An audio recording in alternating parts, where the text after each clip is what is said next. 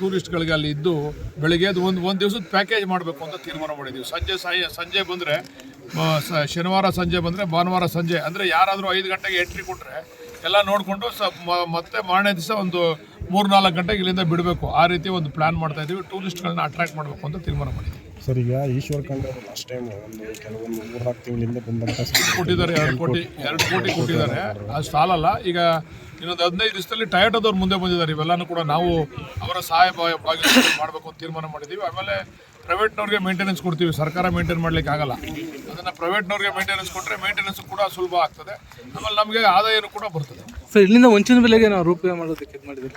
ಅದು ನೀವು ಫಾರೆಸ್ಟ್ ಅವ್ರು ಪರ್ಮಿಷನ್ ಕೊಟ್ಟರೆ ಮಾಡಿಸ್ಬೋದು. ನಾವು ರೋಪ್ ವೇ ಮಾಡಬೇಕು ಅಂತ ನನಗೆ ಮೊದಲಿಂದನೂ ಐಡಿಯಾ ಇದೆ. ಮಂಚಿನ ಬೆಲೆಯಿಂದ ಸಾವಂತದುರ್ಗಕ್ಕೆ ರೋಪ್ ವೇ ಮಾಡಿದ್ರೆ ಭಾಳಷ್ಟು ಟೂರಿಸ್ಟ್ಗಳನ್ನ ನಾವು ಅಟ್ರಾಕ್ಟ್ ಮಾಡ್ಬೋದು. ಅದನ್ನು ಫಾರೆಸ್ಟಲ್ಲಿ ಅದಕ್ಕೆ ಅವಕಾಶ ಎಷ್ಟು ಮಟ್ಟಿಗೆ ಕೊಡ್ತಾರೆ ಅಂತ ಗೊತ್ತಿಲ್ಲ. ಫಾರೆಸ್ಟ್ನವ್ರದ್ದು ಕಾನೂನು ಬಿಗಿಯಾಗಿರೋದ್ರಿಂದ ಅದ್ರ ಬಗ್ಗೆ ಆಲೋಚನೆ ಮಾಡ್ತಾ ಇದ್ದೀವಿ. ಸರ್, ಇವತ್ತು ಅಧಿಕಾರಿಗಳ ಜೊತೆ ಸಭೆ ನಡೆಸಿದ್ದಾರೆ ಸರ್. ಕಾರಣ ಅಧಿಕಾರಿಗಳೊಂದಿಗೆ ಇಲ್ಲ, ಅಧಿಕಾರಿಗಳು ನಮ್ಮ DF ಅವ್ರು ಬಂದಿದ್ರು, RF ಅವ್ರು ಬಂದಿದ್ರು, ನಮ್ಮ ಅಧಿಕಾರಿಗಳು ಫಾರೆಸ್ಟ್ ಡಿಪಾರ್ಟ್ಮೆಂಟ್ ಅವರು ಮತ್ತು ಟೊಯೋಟೋದವ್ರು ಬಂದಿದ್ರು. ಅವರು ಇನ್ವೆಸ್ಟ್ ಮಾಡಲಿಕ್ಕೆ ಬಂದಿದ್ದಾರೆ. ಇನ್ವೆಸ್ಟ್ ಅಂತಂದರೆ ಅವ್ರೇನು ಬಂಡವಾಳ ಹಾಕಿ ಬಂಡವಾಳ ತೆಗಿಯೋಕ್ಕೆ ಬಂದಿಲ್ಲ.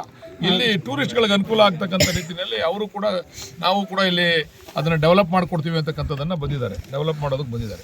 ಈ ಕೆಂಪೇಗೌಡ ಉದ್ಯಾನವನ ಅಭಿವೃದ್ಧಿಗೆ ಸರ್, ಕೆಂಪೇಗೌಡ ಉದ್ಯಾನವನ ಅದನ್ನೇ ಎಲ್ಲನೂ ಕೂಡ ಏನು ಹಿಂದೆ ಏನಿತ್ತು ಈಗ ಏನು ಮಾಡಬೇಕು ಅದೆಲ್ಲನೂ ಕೂಡ ಪ್ಲಾನ್ ಮಾಡ್ತಾ ಇದೀವಿ. ಅದನ್ನು ಮಾಡ್ತೀವಿ. ಸುಮಾರು ಎಷ್ಟು ಕೋಟಿ ಆಗ್ಬೋದು ಸರ್ ಬಜೆಟ್ ಇದು? ಸುಮಾರು ಒಂದು 7-8 ಕೋಟಿ ವೆಚ್ಚದಲ್ಲಿ ಅಭಿವೃದ್ಧಿ ಮಾಡ್ತೀವಿ. ಥ್ಯಾಂಕ್ಸ್. ನಾವು ಮೇಂಟೆನೆನ್ಸ್ ಪ್ರೈವೇಟ್ ಅವ್ರಿಗೆ ಕೊಡ್ತೀವಿ ಅಂತ ಹೇಳಿದ್ರಲ್ಲ, ಲೋಕಲ್ ಅವ್ರಿಗೆ ಆದ್ಯತೆ ಕೊಡ್ತೀರಾ ಇಲ್ಲಿ ಕೆಲಸಗಾರರಿಗೆ? ಇಲ್ಲ, ಕೆಲಸ ನಿಮ್ಮ ಲೋಕಲ್ ಅವರು, ಮೇಂಟೆನೆನ್ಸ್ ಹೊರಗಡೆ ಅವರು, ಕಂಪ್ನಿಯವ್ರಿಗೆ ಯಾರಿಗಾರ ಕೊಡ್ತೀವಿ. ಬಟ್ ಕೆಲಸ ಮಾತ್ರ ಯಾರು ಹೊರಗಡೆ ಕರ್ಕೊಂಬಂದು ಮಾಡ್ಸಂಗಿಲ್ಲ. ಲೋಕಲ್ ಅವರೇ ಮಾಡ್ಬೇಕು ಕೆಲಸ. ಯಾಕೆಂದ್ರೆ ಪ್ರೈವೇಟ್ ಅವ್ರು ಬಂದು ಅವ್ರವ್ರ ಅಡಿಗೆ ಭಟ್ರು ಮಾತ್ರ ಹೊರಗಡೆಯಿಂದ ಬರ್ತಾರೆ.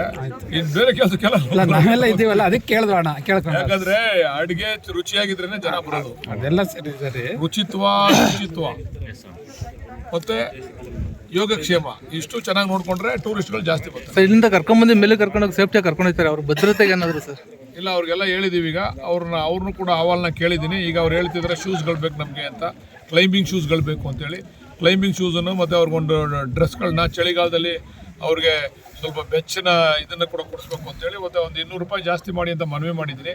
ಒಂದು 200 ರೂಪಾಯಿ ಅವ್ರಿಗೆ ಇವಾಗ 800 ರೂಪಾಯಿ ಕೊಡ್ತಾ ಇದ್ದಾರೆ ಒಂದು ದಿವಸಕ್ಕೆ. ಅದನ್ನು 200 ರೂಪಾಯಿ ಜಾಸ್ತಿ ಮಾಡಿಕೊಡಿ ಅಂತ ಹೇಳಿದ್ದೀವಿ. ಅದನ್ನು ಕೂಡ ಕನ್ಸಿಡರ್ ಮಾಡ್ತೀವಿ. RF ಅವರು ಮೇಲ್ಗಡೆ ಬರದೆ ಅದನ್ನು ಅಪ್ರೂವಲ್ ತಗೋತೀವಿ ಅಂತ ಹೇಳಿದ್ರು. ಸರ್, ಏನೋ ಸುಲಭವಾಗಿ ಕೆಲವುಗಳು ಎತ್ತಕ್ಕಾಗಲ್ಲ ಸರ್, ಅದಕ್ಕೆ ಆ ಕಡೆ ಅದನ್ನು ಹೇಳಿದ್ದೀನಿ RF ಅವ್ರಿಗೆ. ಎಲ್ಲಿ ತುಂಬ ಇಕ್ಕಟ್ಟಿನ ಜಾಗ ಇದೆ ಅಲ್ಲಿ ಮೆಟ್ಲುಗಳು ಮಾಡ್ತಕ್ಕಂಥದ್ದು ಅಥವಾ ರೈಲಿಂಗ್ಸ್ ಹಿಡ್ಕೊಂಡು ಹತ್ತಕ್ಕೆ ರೈಲಿಂಗ್ಸ್ಗಳು ಮಾಡ್ತಕ್ಕಂಥದ್ದು ಮಾಡಬೇಕು ಅಂತ ಹೇಳಿದ್ದೀನಿ ನಾನು. Okay, thank you sir. Thank you.